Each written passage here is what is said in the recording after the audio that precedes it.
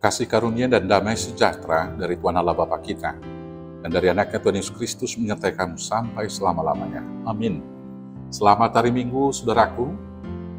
Mari kita mendengarkan firman Tuhan dalam minggu ini, yaitu dari Injil Markus pasal 12 ayat 28 sampai dengan ayat 34. Demikianlah firman Tuhan. Hukum yang terutama. Lalu seorang ahli Taurat yang mendengar Yesus dan orang-orang Saduki bersoal jawab, dan tahu bahwa Yesus memberi jawab yang tepat kepada orang-orang itu, datang kepadanya dan bertanya, "Hukum manakah yang paling utama?" Jawab Yesus, "Hukum yang terutama ialah, dengarlah hai orang Israel, Tuhan Allah kita, Tuhan itu Esa. Kasihilah Tuhan Allahmu dengan segenap hatimu, dan dengan segenap jiwamu, dan dengan segenap akal budimu, dan dengan segenap kekuatanmu. Dan hukum yang kedua ialah, kasihilah sesamamu manusia seperti dirimu sendiri. Tidak ada hukum lain yang lebih utama daripada kedua hukum ini." Lalu kata ahli Taurat itu kepada Yesus, "Tepat sekali, Guru. Benar katamu itu, bahwa Dia Esa, dan bahwa tidak ada yang lain kecuali Dia. Memang mengasihi Dia dengan segenap hati, dan dengan segenap pengertian, dan dengan segenap kekuatan, dan juga mengasihi sesama manusia seperti diri sendiri adalah jauh lebih utama daripada semua korban bakaran dan korban sembelihan." Yesus melihat bagaimana bijaksananya jawab orang itu, dan Ia berkata kepadanya, "Engkau tidak jauh dari kerajaan Allah." Dan seorang pun tidak berani lagi menanyakan sesuatu kepada Yesus. Demikianlah firman Tuhan. Bapak Ibu Saudaraku yang terkasih dalam Yesus Kristus, Tuhan Yesus mengajarkan hukum yang paling utama adalah, kasihilah Tuhan Allahmu dengan segenap hatimu, dan dengan segenap jiwamu, dan dengan segenap akal budimu, dan dengan segenap kekuatanmu. Dan hukum yang kedua ialah, kasihilah sesama manusia seperti dirimu sendiri. Mengasihi Tuhan dan sesama dengan segenap hati bukan sekedar ungkapan perasaan senang, suka, atau kasihan, tetapi komitmen atau pengabdian selama-lamanya. Mengasihi Tuhan dan sesama manusia dengan segenap hati jauh lebih berharga dari korban bakaran dan korban sembelihan. Hal ini dikatakan oleh seorang ahli Taurat yang datang kepada Yesus. Dia berkata, memang mengasihi Dia dengan segenap hati, dan dengan segenap pengertian, dan dengan segenap kekuatan, dan juga mengasihi sesama manusia seperti diri sendiri adalah jauh lebih utama daripada semua korban bakaran dan korban sembelihan. Bapak Ibu Saudaraku yang terkasih, mengasihi Tuhan dengan segenap hati berarti mengasihi Dia dengan segala yang kita miliki. Dengan kata lain, berbakti dan beribadah kepadanya. Rasul Paulus menerangkan di dalam Roma 12 ayat 1 demikian, "Karena itu saudara-saudara, demi kemurahan Allah, aku menasihatkan kamu, supaya kamu mempersembahkan tubuhmu sebagai persembahan yang hidup, yang kudus, dan yang berkenan kepada Allah. Itu adalah ibadahmu yang sejati." Dalam konsep Alkitab, hati adalah pusat kehidupan. Di dalam Amsal 4 ayat 23 dikatakan demikian, "Jagalah hatimu dengan segala kewaspadaan, karena dari situlah terpancar kehidupan." Hati adalah pusat emosi. Hati adalah tempat mengambil keputusan. Hati adalah tempat untuk menetapkan komitmen, melakukan kreativitas, dan melahirkan ketekunan dan kesetiaan. Di dalam Alkitab, banyak firman Tuhan yang menyebutkan tentang hati. Misalnya, percayalah kepada Tuhan dengan segenap hatimu, Amsal 3 ayat 5. Berbahagialah orang yang murah hatinya, karena mereka akan beroleh kemurahan, Matius 5 ayat 7. Berbahagialah orang yang suci hatinya, karena mereka akan melihat Allah, Matius 5 ayat 8. Aku mau bersyukur kepada Tuhan dengan segenap hatiku, Mazmur 9 ayat 2, dan masih banyak ayat-ayat yang lain. Perintah mengasihi Tuhan dan sesama diberikan oleh Tuhan sudah sejak perjanjian lama. Di dalam kitab Ulangan pasal 6 ayat 1-5 dikatakan demikian. Inilah perintah yakni ketetapan dan peraturan yang aku ajarkan kepadamu atas perintah Tuhan Allahmu, untuk dilakukan di negeri kemana kamu pergi dan mendudukinya, supaya seumur hidupmu, engkau dan anak cucumu takut akan Tuhan Allahmu, dan berpegang pada segala ketetapan dan perintahnya yang kusampaikan kepadamu, dan supaya lanjut umurmu. Maka dengarlah hai orang Israel, lakukanlah itu dengan setia, supaya baik keadaanmu, dan supaya kamu menjadi sangat banyak, seperti yang dijanjikan Tuhan Allah nenek moyangmu kepadamu, di negeri yang berlimpah-limpah susu dan madunya. Dengarlah hai orang Israel, Tuhan itu Allah kita, Tuhan itu Esa. Kasihilah Tuhan Allahmu dengan segenap hatimu, dan dengan segenap jiwamu, dan dengan segala kekuatanmu. Mengasihi Tuhan dengan segenap hati, dengan segenap jiwa, dan dengan segenap kekuatan berarti, yang pertama, tidak menduakan. Hubungan antara Tuhan dengan umatnya digambarkan oleh Rasul Paulus seperti hubungan antara suami dan istri di dalam Efesus 5 ayat 21 sampai dengan ayat 32. Tentu tidak ada suami atau istri yang mau dan ingin diduakan. Demikianlah kita dalam mengasihi Tuhan, tidak boleh mendua hati. Kita tidak boleh percaya dan mengasihi Mamon, sekaligus percaya dan mengasihi Tuhan. Di dalam Matius 6 ayat 24, Tuhan Yesus berkata demikian, tak seorang pun dapat mengabdi kepada Tuhan, karena jika demikian, ia akan membenci yang seorang dan mengasihi yang lain, atau ia akan setia kepada yang seorang dan tidak mengindahkan yang lain. Kamu tidak dapat mengabdi kepada Allah dan kepada Mamon. Ini menjadi perenungan bagi kita, karena sampai sekarang kita masih ada yang mau menduakan Tuhan. Dan berhala-berhala modern tidak lagi berupa patung, tetapi berhala yang paling berbahaya, yang boleh menarik kesetiaan kita kepada Tuhan, justru akal pikiran kita sendiri. Maka kalau kita mengasihi Tuhan dengan segenap hati dan dengan segenap akal budi, pikiran kita juga harus tunduk kepada kuasa kasih yang daripada Tuhan. Yang kedua, mengasihi Tuhan dengan segenap hati berarti melakukan firman-Nya.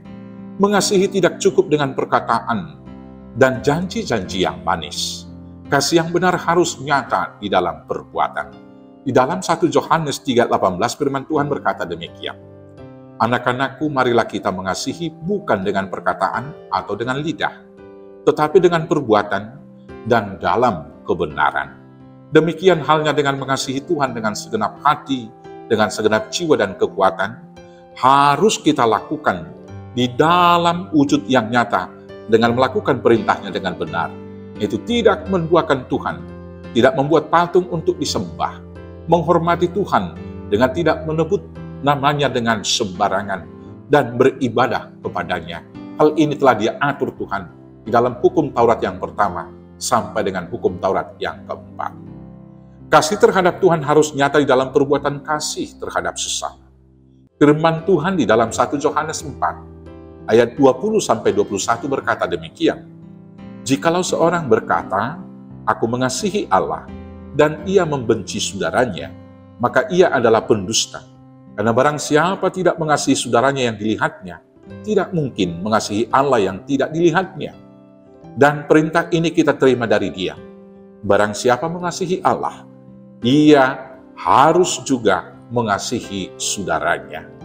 Mengasihi Tuhan dan sesama harus nyata di dalam perbuatan, dengan mau memberikan waktu untuk bersekutu atau bertatap muka dengan Tuhan dan sesama, memberi perhatian dan mau mendengarkan sesama kita, menolong saudara-saudara yang dalam kesusahan dan mengalami penderitaan, serta bersedia mengampuni kesalahan-kesalahan dari saudara-saudara kita. Firman Tuhan di dalam 1 Petrus 4 ayat 8 berkata demikian, tetapi yang terutama, kasihilah sungguh-sungguh seorang akan yang lain, sebab kasih menutupi banyak sekali dosa.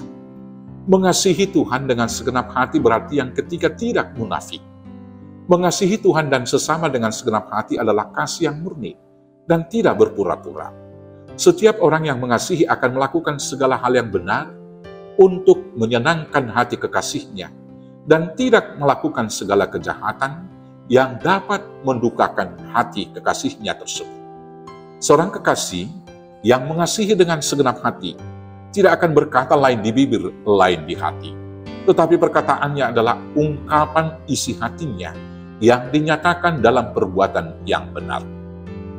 Demikian halnya dengan ibadah kepada Tuhan, yang adalah wujud cinta kasih kita kepada Tuhan, harus nyata dalam perbuatan. Tidak ada gunanya kita rajin beribadah, menghafal firman Tuhan, berdoa dengan hikmat, indah, dan panjang, tetapi tidak peduli terhadap sesama.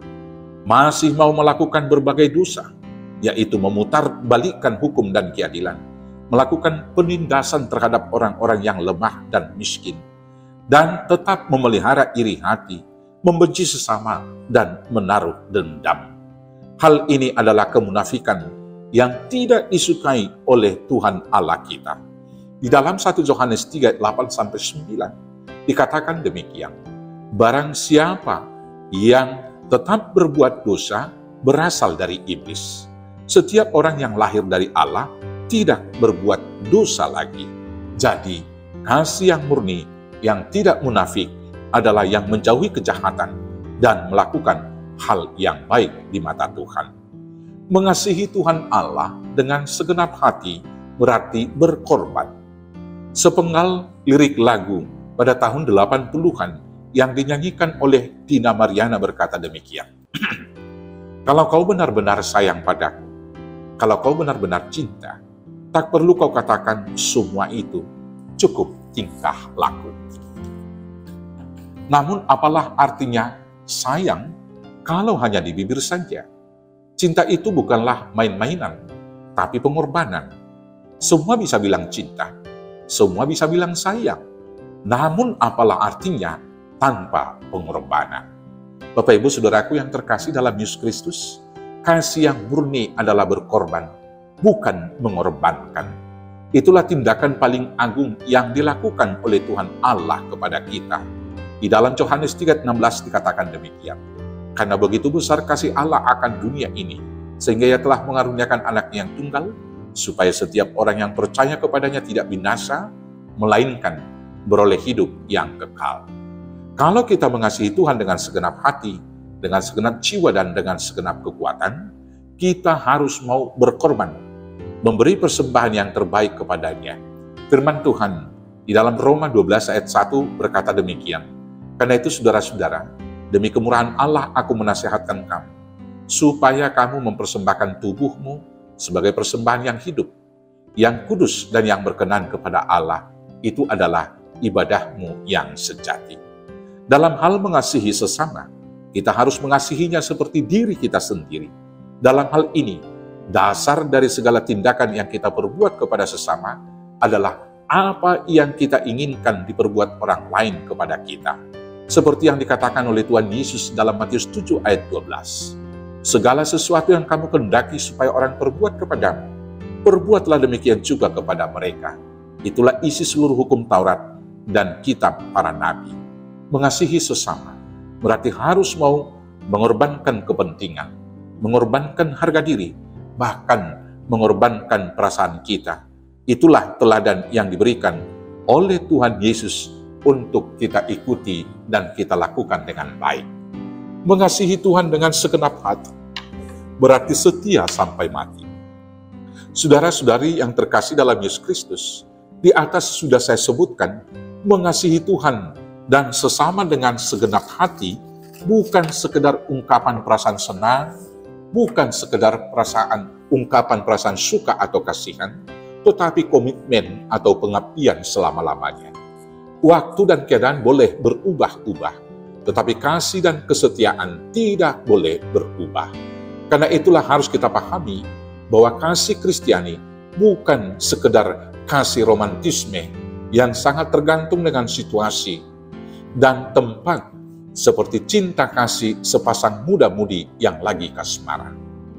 Sepasang muda-mudi yang lagi kasmaran ketika suasana masih romantis, di malam bulan purnama bersinar, dan langit bertaburan bintang-bintang yang indah, angin berhembus sepoi-sepoi, Maka kata-kata puitis bernanda sendu dan lembut serta syahdu diucapkan dengan begitu manis dan indah. Sayang, kaulah bulanku, kaulah bintangku, kaulah segalanya bagiku.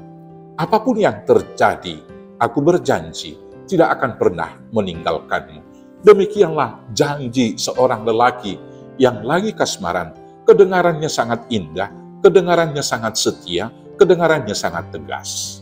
Tetapi ketika ancaman datang, misalnya hanya ancaman yang kecil, ketika ada kecoa mendekati mereka, si pria yang begitu romantis dan yang begitu perkasa tadi, dengan ucapan-ucapan janji-janji kasih setia dan janji-janji manisnya tadi, langsung melompat, lari terbirit-birit, meninggalkan si wanita pujaan kasihnya tersebut, yang masih dibuai manisnya kata cinta, dan juga semua pujaan-pujaan yang diterimanya.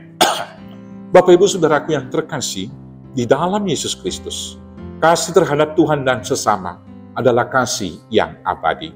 Kita harus setia mengasihinya ketika suka dan duka, ketika kita kaya dan ketika miskin, dan dalam segala keadaan dan dalam segala waktu. Hal itu dilakukan oleh Tuhan Yesus untuk kita teladani. Dia taat menghadapi penderitaan, bahkan sampai mati di kayu salib, karena kasihnya kepada manusia. Karena itu, dengarkanlah saudara-saudaraku, Tuhan kita adalah Esa. Maka haruslah engkau mengasihinya dengan segenap hatimu, dan dengan segenap jiwamu, dan dengan segenap kekuatanmu, dan kasihilah sesamamu seperti dirimu sendiri. Hendaklah engkau setia sampai mati, maka Tuhan akan mengaruniakan mahkota kehidupan kepadamu. Selamat hidup di dalam kasih Tuhan. Amin. Kita bersatu di dalam doa. Terima kasih Bapa atas kasih setia Tuhan yang senantiasa memelihara hidup kami hingga saat ini.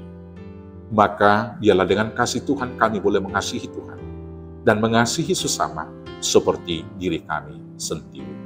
Kuatkan dan mampukan kami hidup senantiasa di dalam kasih-Mu, hanya dengan pertolongan Yesus Kristus Tuhan, Juru Selamat kami yang hidup. Amin. Selamat hari Minggu, selamat hidup dalam kasih Tuhan. Selamat beraktivitas. Tuhan Yesus memberkati. Horas, horas, horas.